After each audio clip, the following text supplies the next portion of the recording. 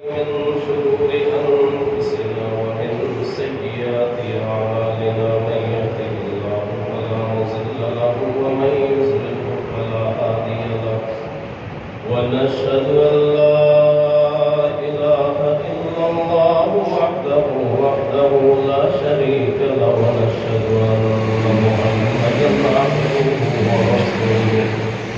اللهم صل على محمد وعلى آل محمد كما صليت على إبراهيم وعلى آل إبراهيم إنك حميد مجيد اللهم بارك على محمد وعلى آل محمد كما باركت على إبراهيم وعلى آل إبراهيم إنك حميد مجيد أما بعد فإن خير الحديث كتاب الله وخير الهدي هدي محمد صلى الله عليه وسلم وشر الأمور محدثاتها وكل محدثة بدعة وكل بدعة ضلالة وكل ضلالة في النار أعوذ بالله السميع العليم من الشيطان الرجيم بسم الله الرحمن الرحيم وإذ بوأنا لإبراهيم مكان البيت ألا تشرك بي شيئا وطهر بيتي للطائفين والقائمين والركع السجود وأذن في الناس بالحج يأتوك رجالا وعلى كل ضامن يأتين من كل فج عميق ليشهدوا منافع لهم ويذكروا اسم الله في أيام معلومات على ما رزقهم من بهيمة الأنعام فكلوا منها وأطعموا البائس الفقير ثم ليقضوا تفتهم وليوفوا نذورهم وليطوفوا بالبيت العتيق صدق الله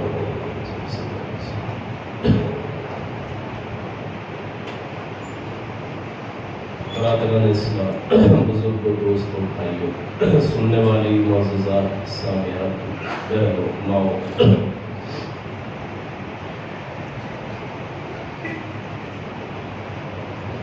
حج اسلام کا بنیادی رکن ہے 5 اسلام کے ارکان ہیں ان میں سے حج جو ہے یہ بھی ایک رکن ہے حج کا لفظی معنی ہوتا ہے ارادہ کرنا قصد کرنا 2-3 دن سے بخار ہے مجھے ابھی بھی طبیعت ٹھیک نہیں ہے اللہ پاک جتنے بیمار ہیں ان کو شفا عطا فرمائے تو حج جو ہے ہر اس بندے پہ فرض ہے جس کے پاس حج کا خرچ موجود ہو شرط یہ ہے کہ اس نے قرض نہ دینا ہو اگر کسی کا قرضہ دینا ہے تو حج کرنے سے ضروری ہے کہ قرضہ ادا کرے حج سے زیادہ ضروری قرضہ حتیٰ کہ اگر جہاد میں بھی جانا ہے تو پھر بھی جس کا قرضہ دینا ہے پیسے دینے ہیں کسی کا حق دینا ہے اصل وہ پہلے واپس کرے وہ قرض ادا کرے کسی کا حق دے پھر حج کرے وگرنہ کسی بھی عبادت کا کوئی فائدہ نہیں اللہ کے رسول صلی اللہ علیہ وسلم نے فرمایا جو بندہ جہاد میں جاتا ہے اللہ کے راستے میں مارا جاتا ہے تو وہ بندہ سیدھا جنت میں چلا جاتا ہے اس کے سارے گناہ معاف کر دیے جاتے ہیں علاوہ قرض کے کہ قرض نہیں یہ معاف نہیں ہوتا اور یہ سمجھنا کہ اگر میں نے قرض یا کسی کا حق دے دیا تو پھر میرے پیسوں میں کمی ہو جائے گی نہیں اللہ تعالیٰ بہت قادر ذات ہے رسول اللہ صلی اللہ علیہ وسلم نے فرمایا جو بندہ حق پہ ہونے کے باوجود اپنا حق چھوڑ دیتا ہے اللہ کریم جنت کے درمیان میں اس کا گھر بناتے ہیں اور اگر کوئی ناحق ہے اور سمجھتا ہے کہ میں صحیح راستے پہ نہیں ہوتا اور وہ ناحق اپنا راستہ چھوڑ دیتا ہے تو اللہ کریم اس کا گھر بھی جنت میں بناتا ہے۔ تو پہلے حقوق العباد پورے کریں اور پھر یہ حج یا جو بھی عبادت ہے وہ کریں۔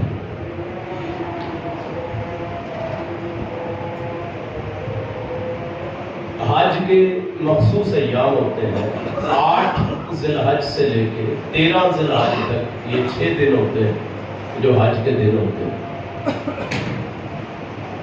ہجرت سے پہلے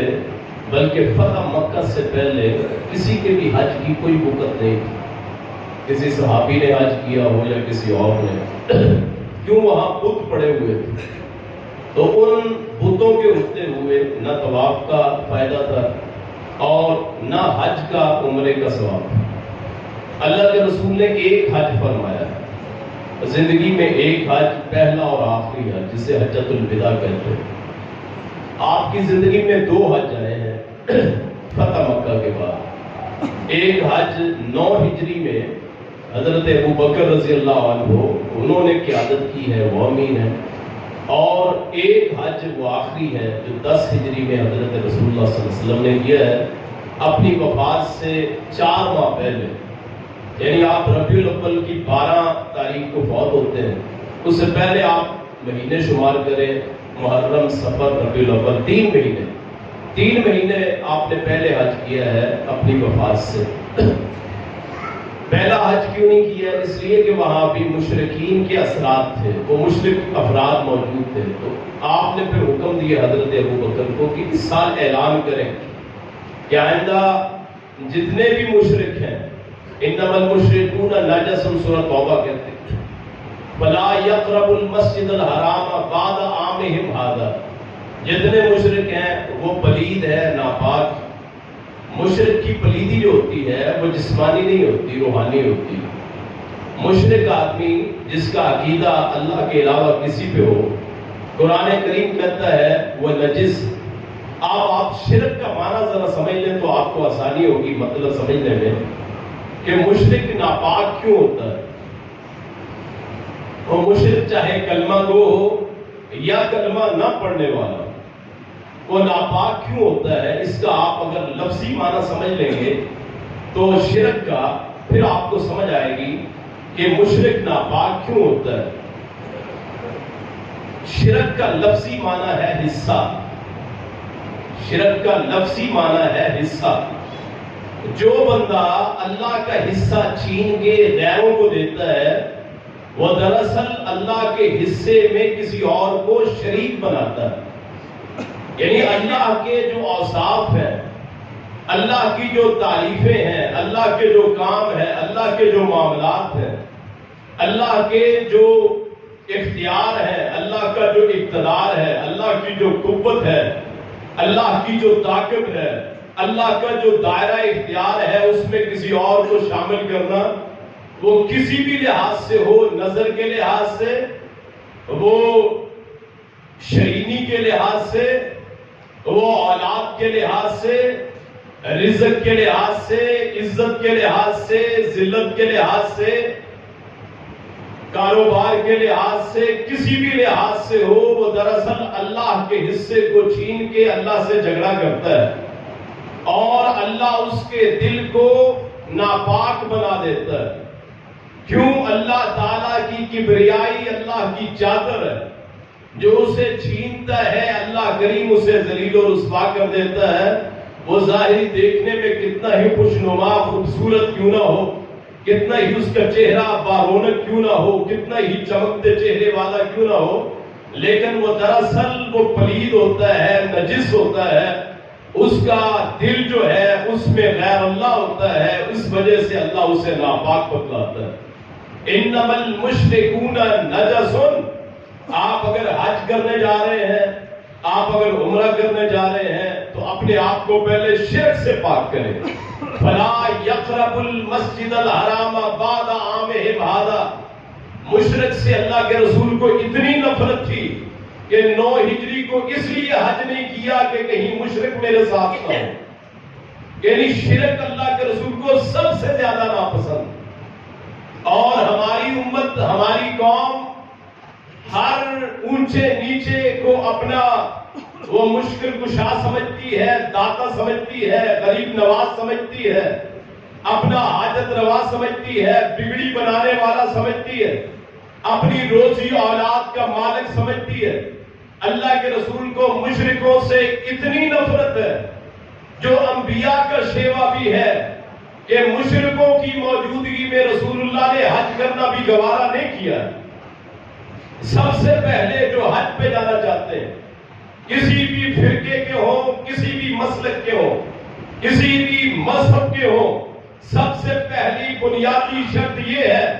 کہ وہ شرک نہ کرتا ہو، اللہ کے ساتھ کسی کو شریک نہ ٹھہراتا ہو، اللہ کے اختیار کسی کو نہ دیتا ہو، اللہ کے علاوہ کسی کو بڑا نہ جانتا ہو۔ اللہ اکبر، اللہ سب سے بڑا ہے، اللہ قائم رہنے والا ہے، باقی ہر ایک فنا ہونے والا ہے۔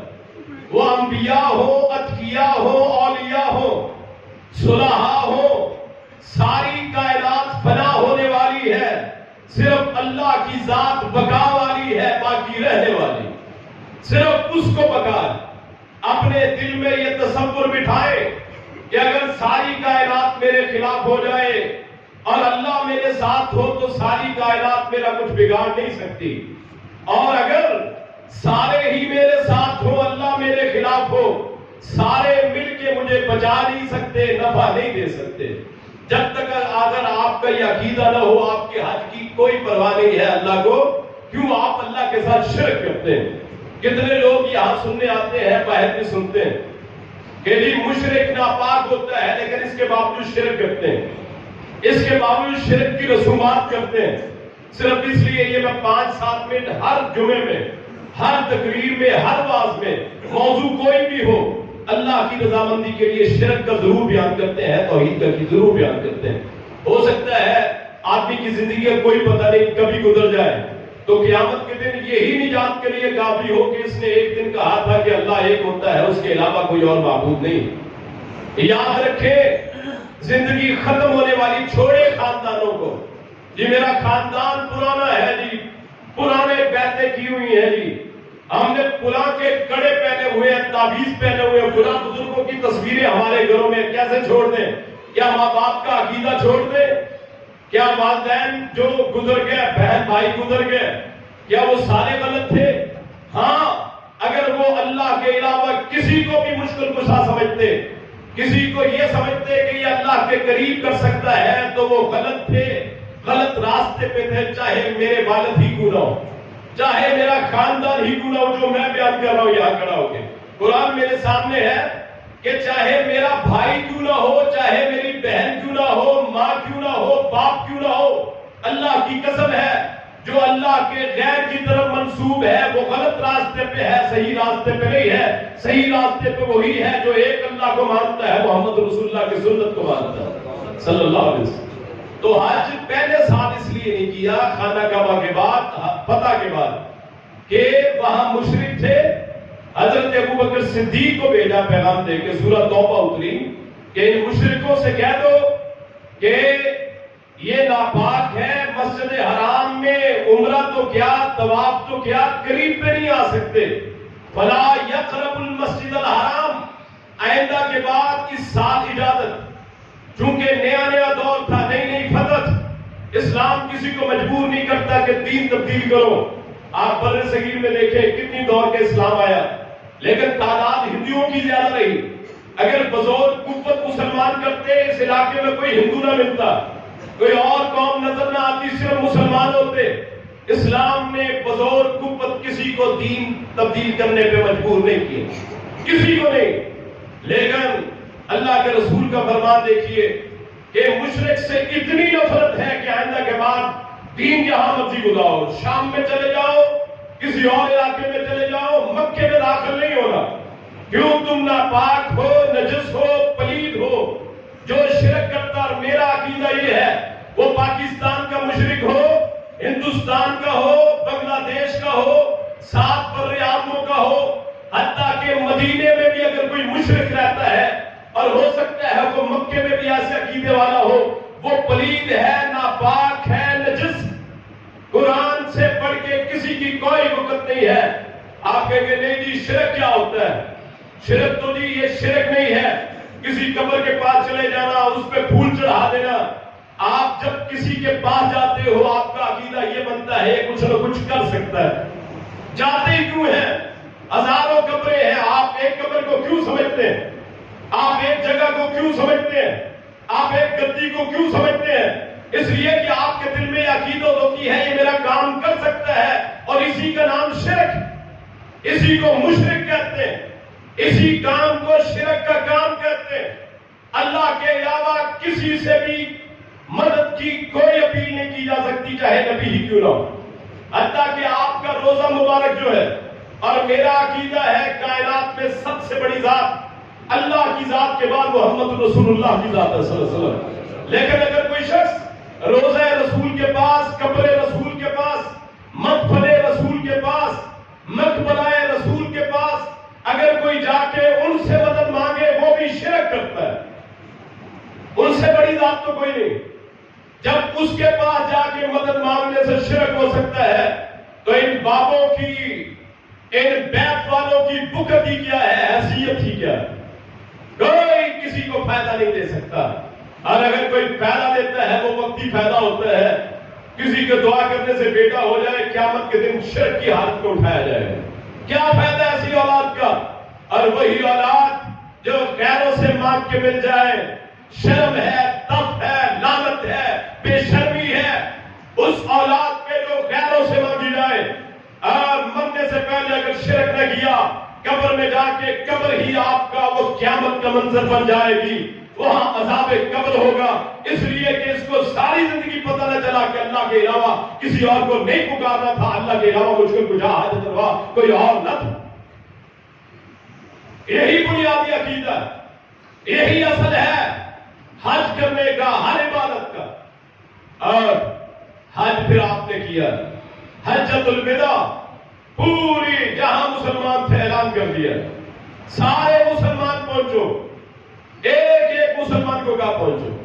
عورتیں کیا، مرد کیا، تقریباً 1,44,000 یا 40,000 لوگ اس دور میں. جب آپ کا لشکر کبھی 30,000 سے زیادہ نہ ہوا تھا. سب سے زیادہ لشکر غزوہ تبوک میں 30,000 کا لشکر، 90,000 یا 1,00,000 کے مقابلے میں آپ نے اعلان کیا تو 1,44,000 کے قریب لوگ جمع ہو گئے. عورتیں، بچے، بوڑھے، جوان، مرد، سارے، آپ کی ازواج سارے گئے یہ بتلانے کے لیے کہ مکہ چونکہ مشرکوں سے پاک ہو گیا، محمد کریم آج حج کریں گے، اور اس کے بعد شاید حج نہ ملے. حضرت رسول اللہ کو جو طریقے سیکھنے ہیں آؤ سارے دیکھ کے سیکھ لو. اور آپ فرما رہے تھے بلغوا انی ولو آیا. آج تم مجھے دیکھ رہے ہو، میں محمد اعلان کر رہا ہوں، میں حج کر رہا ہوں، میرا طریقہ دیکھو، میرے مناسک سیکھو، میرے کام سیکھو، جو آپ کو ملے اس کو بتلاؤ کہ محمد کریم نے ایسے حج کیا، ایسے احرام باندھا، ایسے نماز پڑھی، ایسے طواف کیا، ایسے عمرہ کیا، ایسے سر منڈوایا، ایسے قربانی کی. میری طرف سے ہر ایک کو پہنچا دو، ہر مسلمان کو پہنچا دو. اور وہ فریضہ ہم ادا کر رہے ہیں. آج ہم بتاتے ہیں حدیث میں کیا ہے کہ حج کا کون سا دن ہوتا ہے، مینا میں کس دن جانا ہے، مزدلفہ کس دن کس رات جانا ہے،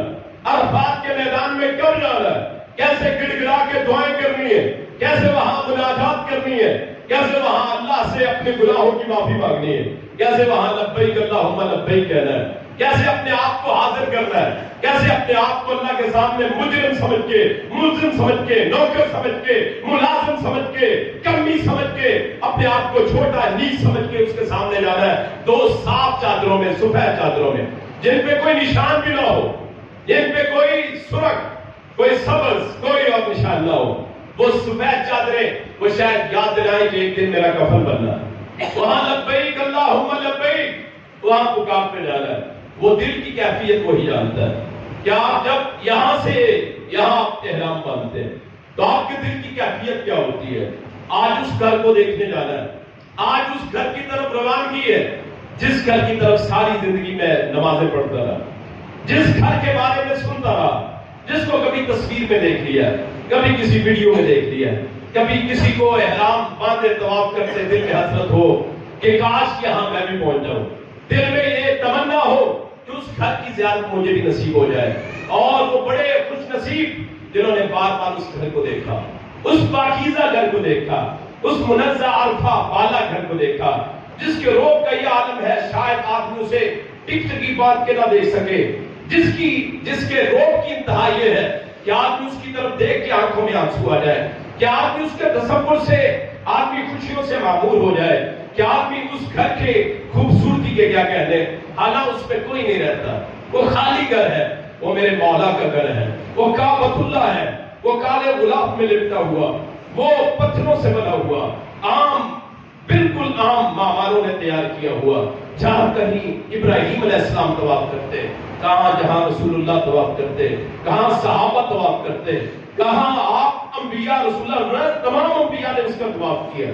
خانہ کعبہ اس کا تمام انبیاء نے طواف کیا. اللہ مجھے آپ کو حاضری نصیب فرمائے, اس گھر کی زیارت نصیب فرمائے, اس گھر سے چمٹ کے دعائیں مانگنا نصیب فرمائے, اس گھر کے پاس وہ حجر اسود جو ہے جو جنت کا پتھر ہے, کہ رسول اللہ نے فرمایا سفید پتھر تھا, لوگوں کے گناہوں نے اسے سیاہ کر دیا, ہمارے اور آپ کے گناہوں نے, کہ جب ہم اسے چومیں شاید کسی کو یہ بھی میسر نہیں آتا کہ رش اتنا ہوتا ہے کہ اس کو چوم سکیں, تو اتنا ہی دور سے ہاتھ سے اشارہ کر لیں, اگر ہاتھ سے نہیں کر سکے آنکھوں سے اشارہ کر لیں کہ وہ پتھر جو جنت سے آیا ہے, اے مولا میں یہاں حاضر ہو گیا, تیرے سامنے میری حاضری ہوگی, مولا قبول فرما. جب ہاتھ چکر کے بعد اس پتھر کو دیکھنا, اس خانہ کعبہ کو دیکھنا, لبیک اللہم لبیک, اور پھر وہ مقام ابراہیم جس کے سامنے 2 رکعت پڑھنی, 2 وہاں سجدے کر, 4 سجدے کرنے, 2 رکوع کرنے, 2 قیام کرنے, وہاں جب سلام پھیر کے اپنے گناہوں سے, رسول اللہ نے فرمایا جب بندہ حج کر لیتا ہے ایسے گناہوں سے پاک ہو جاتا ہے جیسے آج ہی ماں کے پیٹ سے پیدا ہو. پھر صفا مروا کی صحیح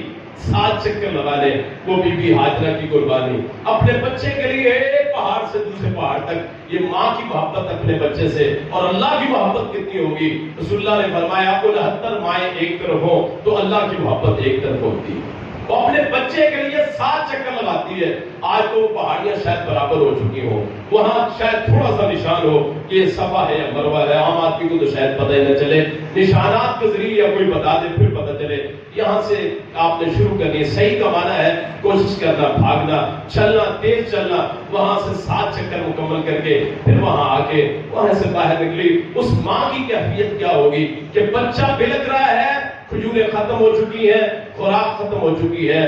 پستانوں کا دودھ خشک ہو چکا ہے, پانی موجود نہیں ہے, کوئی سہارا نہیں ہے, وہ بے آب و گیا وادی ہے, کوئی اور سہارا نہیں, وہاں کیکر کے درخت ہے, وہاں خشک درخت, نہ کوئی اور سہارا ہے. وہ عورت کبھی ادھر بھاگتی ہے کبھی ادھر بھاگتی ہے, بیٹے کی ماں سے محبت کی لازوال اگر دنیا میں مثال ہے تو حضرت ہاجرہ اور اسماعیل کی مثال پیش کی جا سکتی ہے علیہ السلام. اور وہاں جب پہنچتی ہے, آج جہاں جو بھی واپس آتا ہے اسے پوچھتے زمزم لائے ہو, وہ وہاں کنویں کے پاس جس کو ساتھ مل جائے وہاں کھڑے ہو کے, یہاں پینا اور ہے, وہاں کھڑے ہو کے کوئی شاید اپنے اوپر بھی زمزم ڈال لے, وہی زمزم جو اللہ نے اس عورت کے وہاں پہنچنے کے وقت دیکھا کہ ایک آدمی کھڑا ہے یا کوئی اور ایسا فرشتہ کھڑا ہے, وہاں پہنچ کے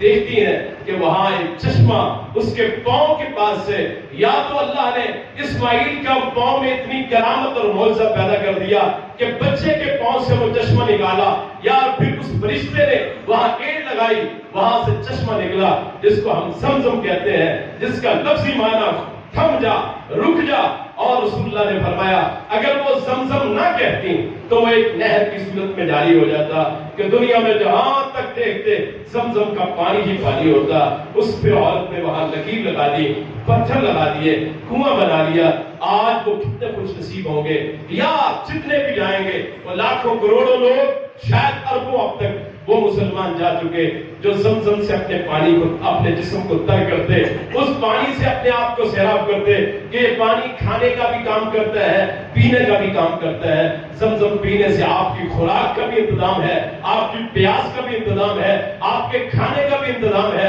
دنیا میں کوئی ایسا پانی نہیں ہے جسے سال سال رکھ کے اس میں بدبو پیدا ہو. یہ بہت واحد پانی ہے جس میں کبھی بدبو پیدا نہیں ہو سکتی, جس میں کبھی جراثیم سرایت نہیں کر سکتے. اور آج بھی وہ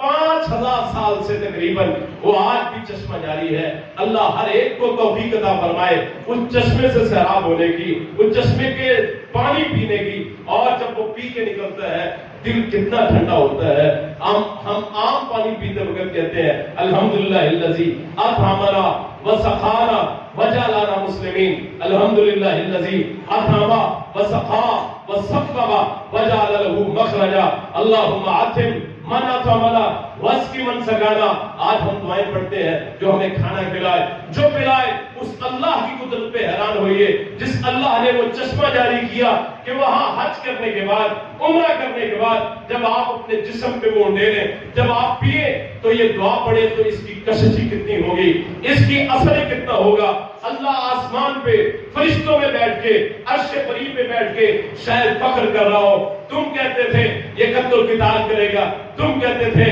یہ دنگا فساد کرے گا. آؤ فرشتوں دیکھو 2 چادروں میں لپٹا ہوا یہ میرا بندہ جو ان سلی چادریں ہیں, جو سلی ہوئی نہیں ہے, سادہ چادروں میں لاکھوں روپے خرچ کر کے دور دراز سے آیا. پاکستان, افریقہ, انڈیا, بنگلہ دیش, مغربی ممالک, مشرقی ممالک, شمالی ممالک, جنوبی ممالک, ساری دنیا سے امن بن کے نہ کسی نے اذان کہی, نہ کوئی اعلان کہا. ایک مخصوص تاریخ کو وہاں پہنچ کے دیکھو تو صحیح اسی پانی سے اپنے آپ کو سیراب کر کے, وہاں نمازیں پڑھ کے, وہاں سجدے کر کے, وہاں حج کر کے, عمرہ کر کے, طواف کر کے, سعی کر کے, میدان عرفات میں اپنی عبادت کر کے, مزدلفہ میں ٹھہر کے, مینا میں ٹھہر کے. آؤ تو صحیح کیسے زمزم پی رہا ہے. اللہ خوش ہوگا, میرا رزق ہے جو میرا بندہ استعمال کرتا ہے. اللہ کریم خوش رکھتا ہے, اللہ باش رکھتا ہے, تر و تازہ رکھتا ہے جسے یہ سہولتیں میسر آتی ہیں. اللہ آج حالات بڑے تنگ ہیں, مالی حالات اچھے نہیں ہیں. ہمارے مالی حالات تو اپنے خرچے پورے کرنے کے لیے نہیں ہے. کوئی ایسا وسیلہ بنا ہم بھی وہاں اس سرزمین پہ جائیں, سیراب ہو, تیرے گھر کو دیکھیں, ان گلیوں کو دیکھیں جہاں محمد کریم چلے, جہاں آپ کا صحاب چلے, جہاں ازواج مطہرات چلیں, جہاں آل رسول چلے, جہاں آپ کا اہل بیت چلے, جہاں بڑے بڑے علماء آئے. اس گھر کو دیکھنے کی حسرت کس دل میں نہیں, کس دل میں تمنا نہیں, کس دل میں خواہش نہیں. اس سے درخواست, اس سے تمنا, اس کے سامنے آرزو, مولا ایک دن وہ بھی نہ ہم احرام کی چادریں پہن کے تیرے گھر کی زیارت کریں, تیرے گھر کا طواف کریں, تیرے عرفات کی زیارت کریں, تیرے مینا میں جائیں, تیرے مزدلفہ کو دیکھیں, تیرے گھر کو دیکھیں, تیرے نبی کے شہر مدینہ کو دیکھیں, تیرے نبی کی قبر کو دیکھیں, تیرے نبی کے جنت البقیع کو دیکھیں, اس گھر کی زیارت کریں. ما بین بیتی و منبری روضۃ من ریاض الجنہ, میرے منبر اور میرے گھر کے درمیان جو ٹکڑا ہے, جو جگہ ہے, وہ جنت کے باغیچوں میں سے ایک باغیچہ ہے. وہ گویا یہاں کا ٹکڑا نہیں ہے, وہ اللہ نے آسمان سے نازل کیا ہے. میرے رسول کے منبر سے لے کے میرے رسول کی قبر تک, میرے رسول کے گھر تک جو ٹکڑا ہے وہ دراصل جنت کا ٹکڑا ہے. اور وہ کتنا ہی مقدس لمحہ ہوگا جب آدمی اس جنت کے ٹکڑے میں 2 نفل پڑھ لے, وہاں عبادت کر لے, اپنے رسول کے مقبرے کو دیکھے, اسے یقین ہو جائے جس رسول کے نام کے ہم نام لیوا ہے, جس رسول کے نام پہ حرمت رسول پہ جان بھی قربان ہے, اس رسول کے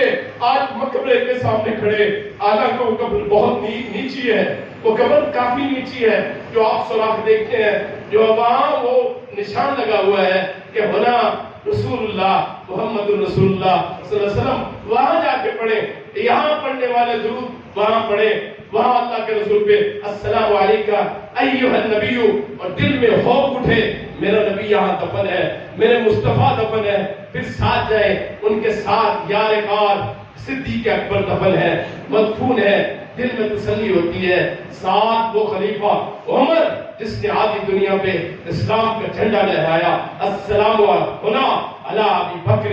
السلام ہونا علی عمر, وہاں سلام کہہ کے پھر جنت البقیع کو نکلیں, وہاں قبروں کو دیکھیں, وہاں قبریں کن کی قبریں ہیں؟ اللہ کے اولیاء کی، اللہ کے نیک لوگوں کی، وہاں پھر وہاں زیارت کریں، مکہ مکرمہ میں جائیں، جنت المعلی میں جائیں، خدیجہ الکبریٰ رضی اللہ تعالیٰ عنہا ام المومنین، سب سے پہلے مومنوں کی ماں، ان کی قبر کو دیکھیں، تسلی ہو جائے۔ یہ وہی مکہ ہے جب رسول اللہ مارے کھا کے، رسول اللہ تکلیفیں اٹھا کے، رسول اللہ پتھر کھا کے، آپ پہ کوڑا پھینکا جاتا، آپ کو مارا جاتا، آپ کے نام بگاڑے جاتے، آپ کو لہو لہان کیا جاتا، آپ کے اوپر گندگی پھینکی جاتی، آپ پہ آوازیں کسے جاتے، آپ کو برا بلا کہا جاتا، آپ کو مردود کہا جاتا، آپ کو نعوذ باللہ بے دین کہا جاتا، گستاخ کہا جاتا، آپ کو منکر کہا جاتا، وہی ام المومنین آج جو وہاں مدفون ہے، وہی آپ کو سہارا دیتی، آپ کا جسم صاف کرتی،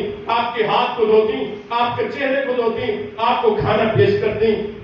آپ کی خدمت کرتی، وہی ام المومنین۔ دل میں تسلی ہے، اللہ کا شکر ہے، اللہ نے سیدھے راستے پہ ہمیں مسلمان بنایا، وہی جو تاریخ میں پڑھا تھا۔ واقعتاً ام المومنین حضرت خدیجہ الکبریٰ کا یہ وہاں مقبرہ ہے، مدفن ہے، قبر ہے، وہ منور جگہ ہے جہاں میری پہلی ماں فوت ہے، مدفون شدہ ہے، وہاں مدفون ہے، دفن ہے۔ اللہ کا شکر ہے، اللہ نے زندگی میں زیارت نصیب فرما دی، اور میرا ایمان ہے میری 1000 مائیں ہوں، لاکھ مائیں ہوں، ام المومنین خدیجہ الکبریٰ کی خاک پہ بھی قربان، ان کی ذریت پہ بھی قربان، اس ماں کے پاس اللہ زیارت نصیب کرنے کی توفیق عطا فرمائے کہ زیارت ہو جائے اس ماں کی۔ پھر جب وہ قبروں کو دیکھتے دیکھتے اہل بیت کی امام حسن رضی اللہ تعالیٰ عنہ، حضرت مولا حسن رضی اللہ تعالیٰ عنہ کی قبر کی جب زیارت نصیب ہو، دل میں ہوپ اٹھے میرے نبی کا نواسا ہے جس کو رسول اللہ اپنی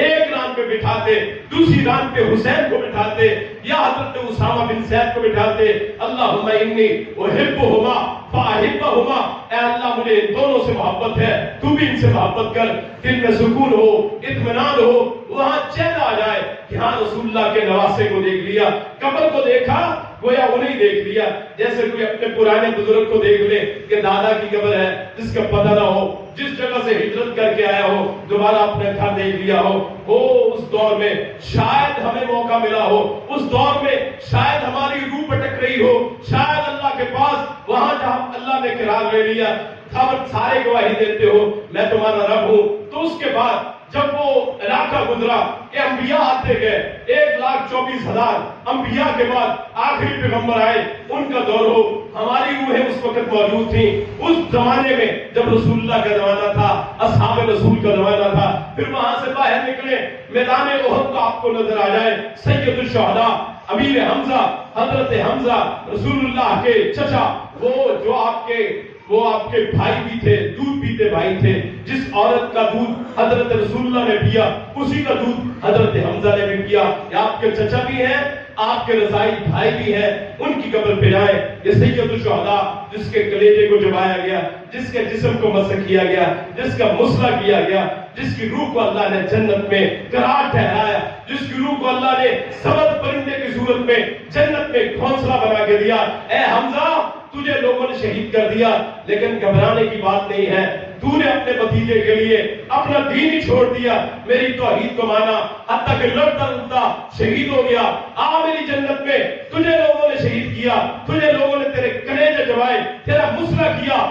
میں تجھے جنت میں ٹھہراتا ہوں، جہاں سے چاہے کھا پی اور پھر اپنی جگہ پہ آ جا، اے تیری خواہش کیا ہے؟ رسول اللہ نے فرمایا شہید کی خواہش ہوتی ہے اور کسی کی خواہش نہیں ہوتی کہ ہم واپس جائیں۔ وہ حضرت حمزہ کہتے ہوں گے اے اللہ مجھے پھر واپس بھیج، تیرے نبی پہ پھر قربان ہو جاؤں، بار بار قربان ہو جاؤں، پھر زندہ کیا جاؤں، پھر مارا جاؤں، بار بار قربان کیا جائے۔ اس قبر کو دیکھیں، شہدائے احد کو دیکھیں، شہدائے بدر کو دیکھیں، ان پہاڑوں کو دیکھیں، غار ہرا کو دیکھیں جہاں رسول اللہ جاتے تھے، آپ وہاں نبوت وہاں اتری، اس گھر کو دیکھیں، شاید کوئی ایک جگہ ہو جہاں رسول اللہ بیٹھے ہوں، شاید کوئی ایک جگہ ہو جہاں آپ نے سجدہ کیا ہو، شاید کوئی ایک جگہ ہو جہاں آپ لیٹے ہوں، وہ پہاڑ کتنے خوش قسمت جہاں رسول اللہ کے قدم لگے آپ چل کے جاتے، وہ چل بھی جواب محمد کریم خاتم الانبیاء خاتم المرسلین شرف الانبیاء سید المرسلین شاہ محشر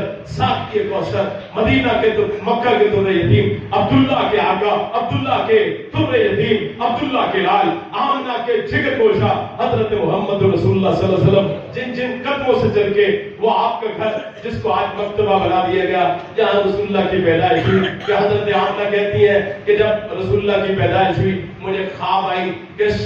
شام کے محلات روشن ہو گئے، میرے جسم سے ایک نور نکلا، اس نور کی روشنی سے وہ شام کے محلات روشن ہو گئے، اس حضور کے اس گھر کی زیارت نصیب ہو جائے، ان گلیوں میں جہاں آپ چلے پھرے وہاں ہم چل پھر کے دیکھیں، وہ جگہ جہاں صلح حدیبیہ ہوئی، جہاں رسول اللہ نے بیعت لی، بیعت رضوان لی، جس کو اللہ نے سورہ فتح میں اپنے رسول کے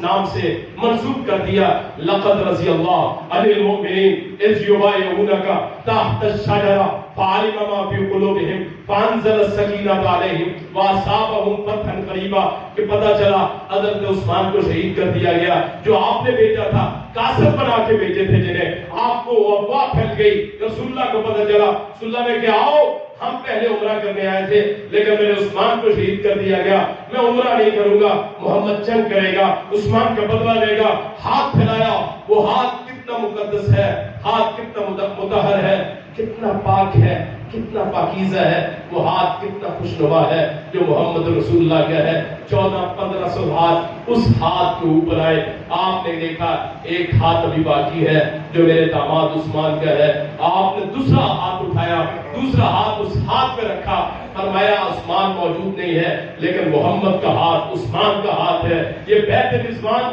اس جگہ کو دیکھیں، اس جگہ کی زیارت کریں، چلتے پھرتے کبھی طائف میں چلے جائیں جہاں رسول اللہ کو پتھر لگے، وہ ذرا تکلیف اپنے ذہن میں رکھ لیں تو میرے رسول اللہ نے اللہ کی توحید کے لیے کھائیں، وہ پتھر ذرا کہ آپ کو اتنے پتھر لگے، آپ کے پاؤں سے جسم سے خون نکلا، وہ مقدس خون، وہ مطہر خون کہ میری ذریت اس خون کی خاک پہ بھی قربان، وہ آپ کے جوتوں سے آپ کے پاؤں چپک گئے کہ خون اتنا تھا، خون جم چکا تھا، اس جگہ کی شاید زیارت نصیب ہو جائے، اس توحید کے لیے اپنے دل میں بھی یہ تمنا کریں، اے مولا میرے رسول جن کے سارے گناہ معاف تھے انہوں نے تیری توحید کے لیے مارے کھائیں، تیرے لیے مارے کھائیں، طائف کو دیکھ کے مجھے یقین ہو گیا میرے رسول نے مارے کھائی، آج میں گواہی دیتا ہوں مولا اپنی زندگی میں کبھی تیرا ساتھ شرک نہیں کروں گا، جہاں جاؤں گا تیری توحید کی دعوت دوں گا چاہے لوگ جان سے کیوں نہ ماریں۔ پھر ان جگہوں کو دیکھیں، تبوک کو جا کے دیکھیں، رسول اللہ نے اعلان کیا ہر بندہ جائے، 30,000 کا لشکر چلا گیا، اور یہ وہ واحد مقام ہے جس مقام پہ اللہ کے رسول نے جن کو ہم عشرہ مبشرہ کہتے ہیں، 10 بندے جن کو جنت کی بشارت ہوئی، یہ غزوہ تبوک کے موقع پہ ہوا، فلاں جنتی فلاں جنتی فلاں جنتی، ابو بکر فی الجنہ، عمر فی الجنہ، عثمان فی الجنہ، علی فی الجنہ، طلحہ فی الجنہ، زبیر فی الجنہ، سعید فی الجنہ، سعد فی الجنہ، عبد الرحمن بن عوف فی الجنہ، اور اس کے علاوہ باقی جتنے صحابہ تھے وہ بھی، ان کو بھی جنت کے، ابو عبیدہ بن الجراح فی الجنہ، یہ 10 بندے ہیں جن کو جنت کی خوشخبری دی گئی، وہ مقامات بھی دیکھیں، اور وہ خیبر کی جگہ دیکھیں جہاں حضرت علی المرتضیٰ مولا علی رضی اللہ تعالیٰ عنہ نے وہ قلعہ، وہ مرحب کا قلعہ فتح کیا تھا، اور کیسی بہادری سے کہ کسی سے پتہ نہیں ہو رہا تھا، رسول اللہ رات کو اپنے صحابہ کو بتاتے ہیں کہ صحابہ صبح میں ایسے بندے کو جھنڈا دوں گا جس بندے سے اللہ رسول محبت کرتا ہے اور اللہ رسول اس سے محبت کرتے ہیں، جس بندے سے اللہ رسول محبت کرتے ہیں، آپ تصور کریں کہ میں اللہ سے محبت کرتا ہوں، مثلا آپ کرتے ہیں، وہ کتنا خوش نصیب ہوگا جس سے اللہ محبت کرتا ہے۔ یہ مولا علی کو شرف حاصل ہوا کہ اللہ رسول پہلے ہی فرما گئے ایک رات، صبح اس بندے کو جھنڈا دوں گا جس سے اللہ رسول محبت کرتے ہیں، اور گواہ ہو جائیے میں اس منبر پہ کہتا ہوں ہم اس سے محبت کرتے ہیں جس سے اللہ رسول محبت کرتے ہیں، ہم مولا علی سے محبت کرتے ہیں، دل کی گہرائیوں سے محبت کرتے ہیں، ہم اپنی ذات سے بڑھ کے محبت کرتے ہیں۔ لوگ کہتے ہیں جی مولا علی کو نہیں مانتے، جو مولا علی کو نہیں مانتا ہم اسے نہیں مانتے، جو ان کے ایمان کو نہیں مانتا وہ دراصل مومن ہی نہیں، جو ان پہ ذرا سی بھی تنقید کرے، یہاں یہ مطلب سمجھ لیجئے میں بغیر کسی مسلک کے کہ جو مولا علی پہ ذرا سی تنقید کرے، ان کی شان میں ذرا سی گستاخی کرے، رب کعبہ کی قسم ہے اس کے دل میں ایمان نہیں۔ اس جگہ کو دیکھیں کہ وہ خیبر کا قلعہ کیسے فتح کیا، بنو نذیر کے مقامات جا کے دیکھیں، بنو قینقاع کے مقامات دیکھیں۔ آج تو انہوں نے سہولت دے دی، 3 ماہ تک آپ جہاں مرضی، پہلے پابندی ہوتی تھی کہ آپ مکے اور مدینے سے آپ باہر نہیں جا سکتے، وہ زیارات تھی، اب انہوں نے فری کر دیا ہے، جہاں مرضی جائیں آپ اپنا طواف کریں۔ اگر حج سے کافی پہلے چلے گئے تو یا آپ عمرہ کر رہے ہیں تو سارے مقامات کو دیکھ کے آئے، وہ زمینوں کو دیکھیں، سلمان فارسی کا وہ باغ دیکھیں کہ سلمان فارسی غلام تھے، ایران سے چلے، مجوسی تھے، عیسائی اس دور میں عیسائیت تھی، ابھی اسلام نہیں آیا، تو بہت لمبی عمر ہے حضرت سلمان فارسی، 150 سال سے زیادہ عمر ہے، بہت لمبی عمر، جتنی عمر زمانہ جاہلیت کی ہے اتنی عمر اسلام کے بعد ہے حضرت سلمان فارسی کی، بہت لمبی عمر۔ تو وہ آئے رسول اللہ کے پاس، وہ ڈھونڈتے، کبھی ایک کے غلام، دوسرے کو غلام، اس کو مانتے، بیعت کرتے، آخری نے بتایا، وہ عیسائی راہب، اس نے کہا میرے بعد کوئی بھی نہیں ہے، ہاں ایک آدمی آئے گا جو خاتم النبیین ہوگا۔ اس نے کہا کہاں ہوگا؟ اس نے کہا جہاں کھجوروں کے باغات ہوں گے، پہاڑیاں ہوں گی۔ نے کہا اچھا، وہاں سے کسی سے پوچھا کہاں کھجوروں کے باغات ہوتے ہیں؟ انہوں نے کہا یثرب میں ہوتے ہیں۔ وہاں سے چلے، وہ جو مال اسباب تھا سارا چھین لیے۔ حق تلاش کرنے والے ایسے ہی کیا کرتے ہیں، در بدر پھرتے ہیں، ٹھوکریں کھاتے کھاتے۔ آپ اور میں بڑے خوش قسمت ہیں، مسلمانوں کے گھروں میں پیدا ہوئے۔ پوچھئے ان لوگوں سے جو گمراہ تھے، مشرک تھے، کافر تھے، کلمہ پڑھ کے اللہ کریم نے ہدایت دی، ان سے پوچھئے، ٹھوکریں کھاتے، تھو کرتے محلے والے، آخری بات کر کے بات ختم کرتے، اور اللہ ان کو حق کی توفیق عطا فرما دیتا کہ محلے والے نفرت کرتے، آج بھی جو حق پہ ہوتا ہے لوگ اس پہ تھو کرتے ہیں، لوگ اس پہ تانا تشنی کرتے ہیں، لوگ اس پہ فتوے لگاتے ہیں۔ وہ ملا جو دین فروش، قبر فروش، کفن فروش ملا، اپنے پیٹ کی خاطر دین کے مسئلے بدلنے والے، اور 500,000 پہ فتوہ دینے والے تعویذ فروش، وہ پیر اور مرشد رہنما، لوگوں کے ایمان خراب کرنے والے۔ یاد رکھیے اللہ کی توحید بہت بڑی نعمت، اسلام بہت بڑی نعمت، رسول اللہ کی معرفت بہت بڑی نعمت۔ سلمان فارسی وہاں آئے، آپ کو تحفہ پیش کیا، قبول کر لیا، کہا یہ صدقہ ہے، اگلے دن پہلے دن صدقہ، آپ نے قبول نہ کرنا، اس نے نشانیاں پوری ہوگی۔ اور آج انجیل میں لکھا ہے کہ جو آخری نبی ہوگا تحفہ لے گا، زکات نہیں لے گا، صدقہ نہیں لے گا، زکات حرام، صدقہ حرام ہے آل محمد پہ بھی اور محمد صلی اللہ علیہ وسلم پہ بھی۔ آگے پیش کیا، مان لیا، کلمہ پڑھ لیا، کہا کہاں سے آئے، سارا واقعہ پیش کیا، بیان کیا، کس کے غلام نے، فلاں یہودی کے، آزادی کیسے ملے گی، معاہدہ کر کیا۔ اس نے کہا میرا باغ ہو جائے گا، باغ کاشت کر دو، جب یہ باغ ہو جائے گا پھل دینے لگے گا آزاد۔ رسول اللہ وہاں گئے تو رسول صلی اللہ علیہ وسلم نے دعا فرمائی، جتنی دیر میں لوگوں کے باغات ہوتے تھے اس سے آدھے عرصے میں وہ باغ ہو گئے۔ اللہ وہاں زیارت نصیب فرمائے، اس باغ کی زیارت نصیب فرمائے، اس مقدس جگہ کی زیارت نصیب فرمائے۔ وہاں حکومت کسی کی ہو، کسی مسلک کی ہو، اس زمین سے ویسے پیار ہے۔ مکہ مدینہ ہمارا ہے ہی وہ سب کچھ۔ یہ قرآن جو ہم پڑھتے ہیں، یہ قرآن وہاں اترا ہے، اس جگہ کو اترا ہے۔ اللہ تمام کو زیارت نصیب فرمائے۔ انشاءاللہ اگلے جمعے میں حج کے احکام بیان کریں گے۔ آخر دعوانا الحمدللہ رب العالمین۔